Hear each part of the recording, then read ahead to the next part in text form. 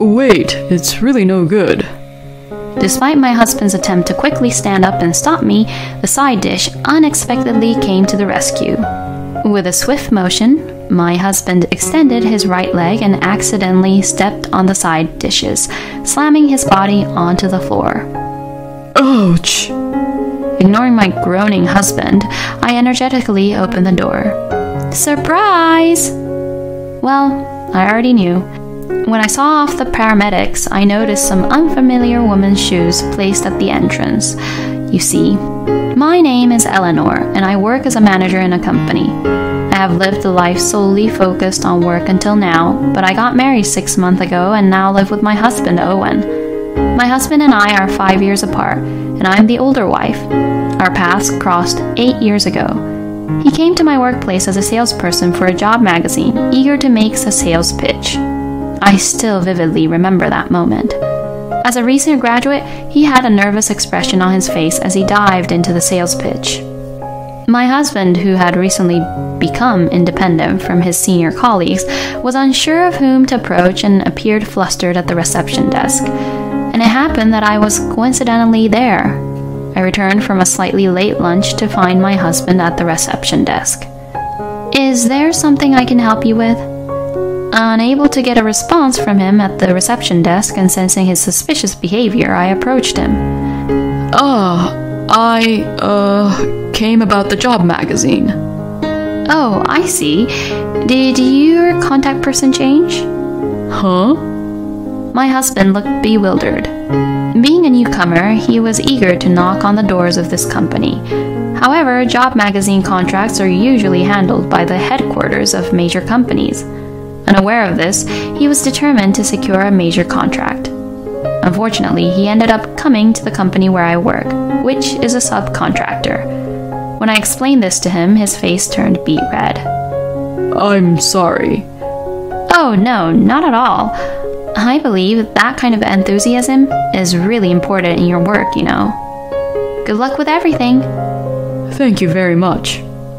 At that moment, I found my husband so fresh and adorable. Or so I thought. But there was no romantic feelings involved. I simply thought he was cute as a newcomer. So I completely forgot about this exchange at the time. Fate is an unpredictable thing. It honestly slipped my mind how much time had passed since then, but my husband and I unexpectedly ran into each other at a store near the company. Yes, I had forgotten about the interaction with my husband at that time. I appreciate your help back then. Huh? At your company's reception. Oh, right. How have things been since then? Yes, there are still many difficult things, but I'm somehow managing and doing my best. We engaged in casual conversation and then headed home, but we continued to run into each other several times at that convenience store. We exchanged contact information, and I was probably the first one to become aware of each other as potential romantic interests. I really wanted to support him in his clumsy but hard work. However, what still concerned me was the fact that he was 5 years younger. Although I had feelings for him, I couldn't clearly express those feelings. It was at that moment when he asked me to be in a relationship, and I gladly accepted without any hesitation. Since then, we have been dating for a long time, and it has brought us to the present. I felt happy to have been able to marry the person I loved so much. However, 4 months after our marriage, he decided to quit the job he had been working so hard in as a salesperson for the job magazine. Of course, he consulted with me before making the decision to resign. No matter how hard you work as a subcontractor, you can never see a clear future. While he works as a salesperson for the job magazine, he is not an employee of the company that publishes the magazine. He is actually an employee of a company approved to conduct businesses as a subcontractor for the major company. I knew from the beginning of our relationship that he was a subcontractor. However, it was after we got married that he started expressing these concerns. In that aspect, Eleanor, you're in a better position. You have a stable job as a proper employee. I find myself at a loss for words during moments like these. He's a full-time employee of the company, and I'm sure he's in no different position than I am. Since the change in department heads, I'm really struggling. The quotas have become more demanding, and lately I haven't been able to meet them. I'm constantly getting scolded by the department head. I see. What if you try a different approach? That's what the department head also mentioned. So you're still a manager, Eleanor. Did you forget how it feels to be in a lower position? In the end, no matter what I say, it doesn't seem to reach my husband, who has fallen into a negative mindset. Lately, my husband has been like this all the time. Honestly, I was tired of this atmosphere. I want to quit my job. I couldn't affirm or deny those words. I thought that if it meant being liberated from this negative period, it might be worth considering and accepting. From now on, I'm thinking of being a full-time house husband. Eleanor, you enjoy your job, don't you? I'll put more effort into taking care of the household tasks in return. However, there were some words he said that I found hard to understand. Can someone who has never really done household chores suddenly be able to handle them? It seemed like he was underestimating the work involved in managing the household. Certainly, there is a difference between working outside the home and taking care of the household. But managing the household encompasses providing food, clothing, and shelter, and it's a demanding job. I honestly struggle with household chores, and I have deep respect for those who can smoothly handle them. I wonder if he can handle all of that. It's a significant doubt. Household chores. Have you ever done them before? Oh, and you were living with your parents until you married me, right? Besides, even after we got married, I was the one doing the household chores, right? I don't mind. It's just household chores. Just household chores? Those words really bothered me. Just? It's not something that simple. It's okay, it's okay. Being a full-time house husband is just the right kind of job for me. I can't help but feel that my husband's remarks are belittling the role of a house husband. It didn't sit well with me. We owe our ability to live our lives to this point to the foundation provided by our parents. In my family, specifically, my father worked outside the home to earn a living while my mother took care of the household. It was the collaboration of my parents that made me who I am today. Both are important jobs that must not be lacking. My husband seemed as if he didn't get that. Eleanor, you think I can't do it, don't you? That's not true at all. I was just a little unsure. You know, I've never seen you doing household tasks before. We won't know until we try, right? Are you already doubting me before I even start? It's not exactly like that. However, I've seen many junior colleagues at work over the years. Most new employees are full of enthusiasm, but as they get more accustomed to their work, some of them start cutting corners. But they lack experience. That's why they sometimes overlook the areas where corners can be cut, which can lead to significant mistakes. And they all have something in common. At first, they are all eager and say, "I'll do my best." "You won't know until you try," is their emotional appeal. I see my husband doing the same thing right in front of me. I can't help but have a bad feeling about it. But this is not a workplace, it's our home. Since it's our family, I wanted to believe in his motivation. So I agreed to my husband resigning from his job under the condition that he takes care of the household. For the past week, my husband has been working hard, despite being unfamiliar with it. I can see a bit of dust in the corners, but I won't point it out. Since he's making an effort, I believe it's the time to encourage and support him. In the midst of all this, my husband mentioned wanting to attend cooking classes. I want to improve my cooking skills and treat you to delicious meals, Eleanor. Thank you. Do your best. I agreed without hesitation. I was happy to see his enthusiasm. I believe that this expense should be spent without hesitation. However, after attending cooking classes for 3 weeks, he started expressing complaints.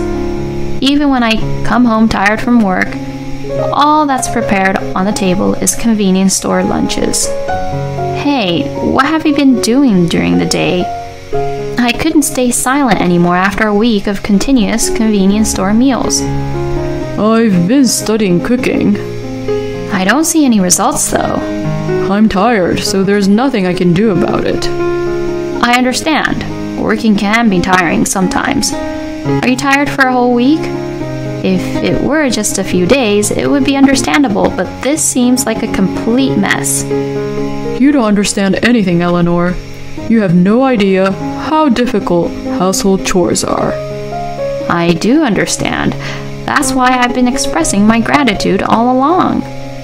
But it's actually me who's doing it. You're all talk, Eleanor.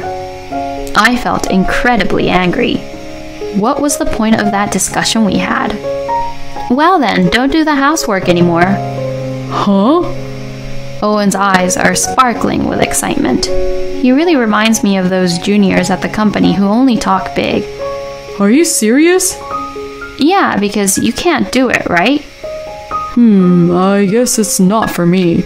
Trying it out made me realize that. Oh well, in that case, I'll take care of the housework. You should focus on finding a job. Huh? Why? Why? I should be the one asking that question. How can you ask why in this situation? You abandoned the housework, so you're unemployed, right?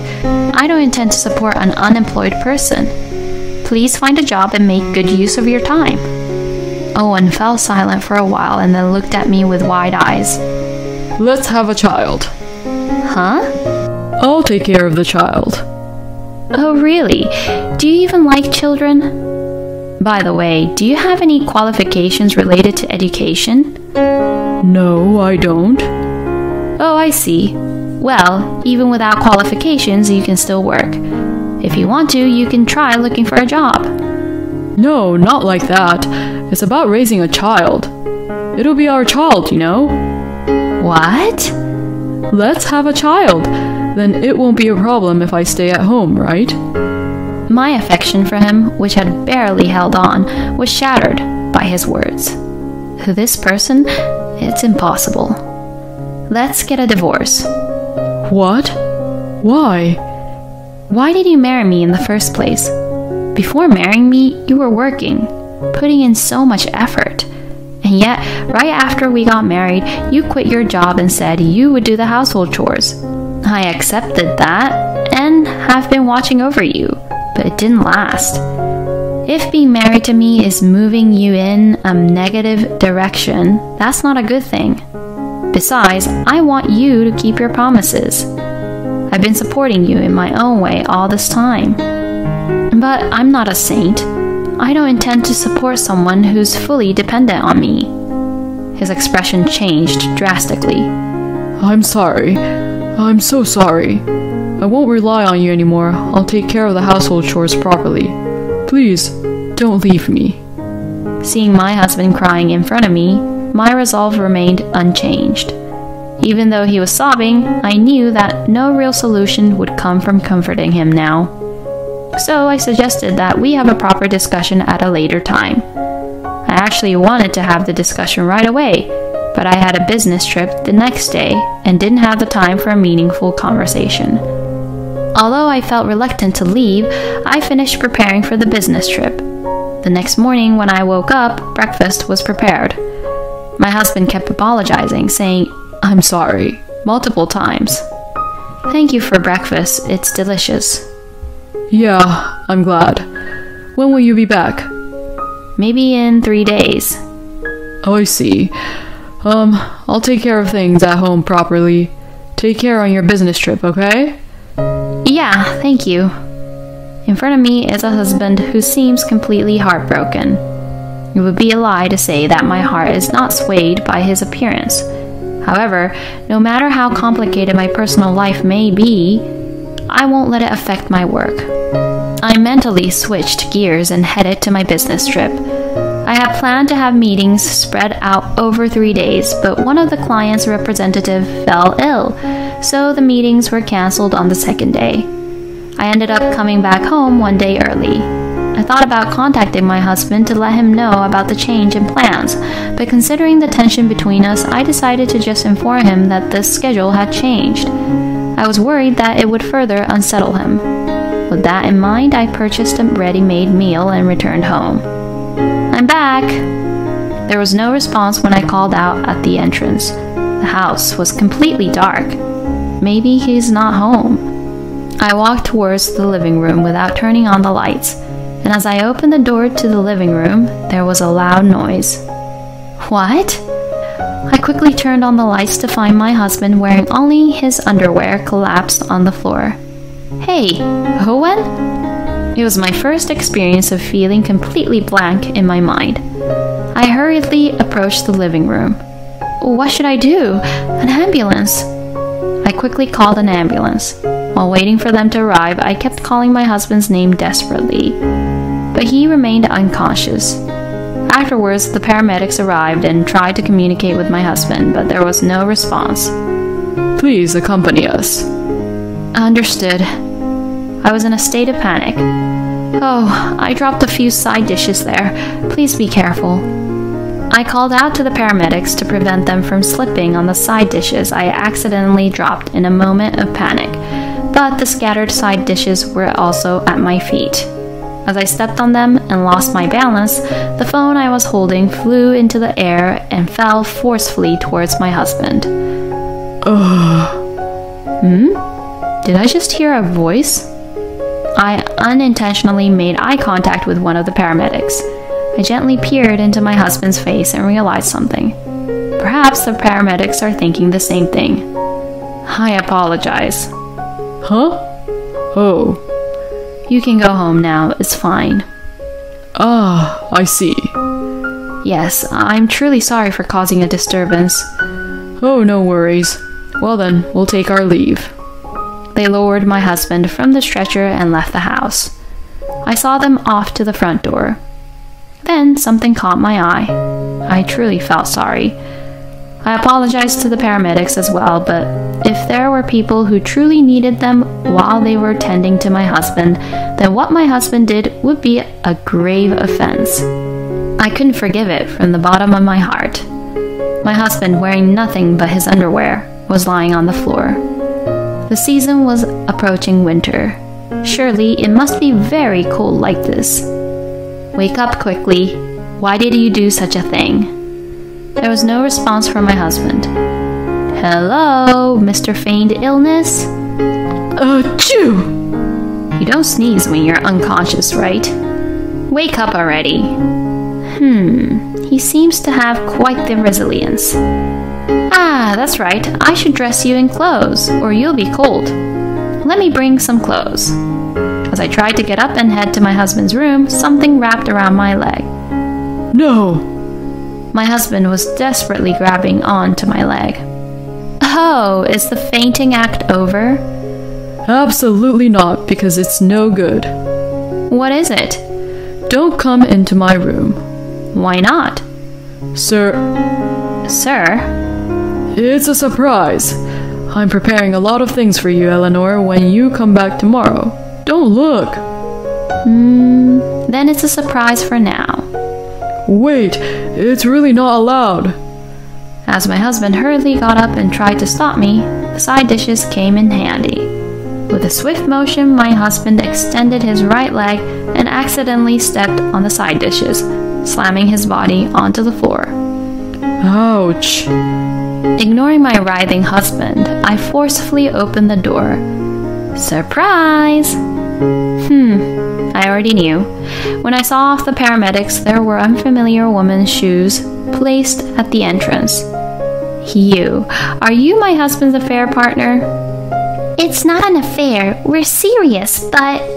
Oh, even though you're serious, you were instructed to hide, right? It's to keep me from getting involved. Is that so? You're careless. No, she's my sister. Oh, weren't you an only child? Don't tell such obvious lies. Hey, affair partner, do you want to marry him? Of course. There's no one else as kind as him. Oh, I see. That's what you say. Well then, I'll grant you a divorce. Huh? Is that okay? Yes, of course. Wait a minute. I don't want to divorce you, Eleanor.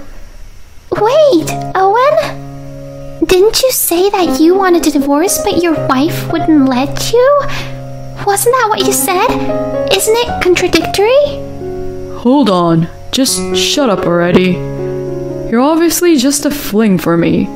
I like older women who have their own income. You can't support an easy life like mine. Seriously, just shut up, you idiot. How cruel! You deceived me. It's the foolish one who gets deceived. She is sobbing. Well, there's no room for sympathy, though. That's right, it's the foolish one who gets deceived. Eleanor, yeah, that's right. I'm sorry about this time. I was lonely and ended up playing around, but you are my true love, Eleanor. No, I'm also one of those who got deceived by you. So you wanted to marry a financially stable older woman to have an easy life, didn't you? Huh? Did I say something like that? Oh no. Don't you remember the insults you hurled at your affair partner? You said them right in front of me. I have also woken up. I will divorce you. Of course, as you are the one at fault, I will seek compensation from you. I don't need someone in my life who pretends to faint to cover up their own affair. There is nothing left to hesitate about. Wait a minute. If you're gone, how am I supposed to go on living? Work. Huh? Work and take care of yourself on your own. Wait. We have nothing more to talk about. We'll involve lawyers from now on. My husband stubbornly refused to leave, but when I contacted my in-laws, they took him away. I later claimed damages from the tearful mistress who left in a hurry. I expected to be met with resistance, but surprisingly, she immediately transferred the compensation. She returned to our house with her parents, bowing and apologizing on all fours. Well, she must have believed my husband's lies. Cheating is not commendable, but thanks to her, I'm grateful for having an advantageous position in the divorce proceedings with my husband. If she truly reflects on this matter, I hope she learns from it in the future. About a month after that incident, I divorced my husband. He stubbornly resisted until the end, but my father-in-law silenced him under a reign of fear. He was a foolish man who committed infidelity, but my in-laws are very sincere people. They also managed to defeat him when he greedily demanded a share of the assets. Well, considering we were married for a short time, the issue of asset division doesn't really matter much. It's really insignificant in the grand scheme of things. In the end, my ex-husband handed over $3,000 from his savings as compensation, and we reached a settlement. Afterwards, I heard that he, being unemployed, is assisting my former father-in-law with his occupation as a fisherman. With zero savings and no financial freedom, he is living under the surveillance of my parents-in-law, or so I've heard. Given that, my former father-in-law was determined to instill discipline and had a strong will. I imagine my ex-husband is being treated quite harshly. Meanwhile, I have become somewhat distant from love due to this incident. However, it's frustrating that it's because of him that I ended up like this. If there is another chance someday, I want to seize it without hesitation. After all, life is still long.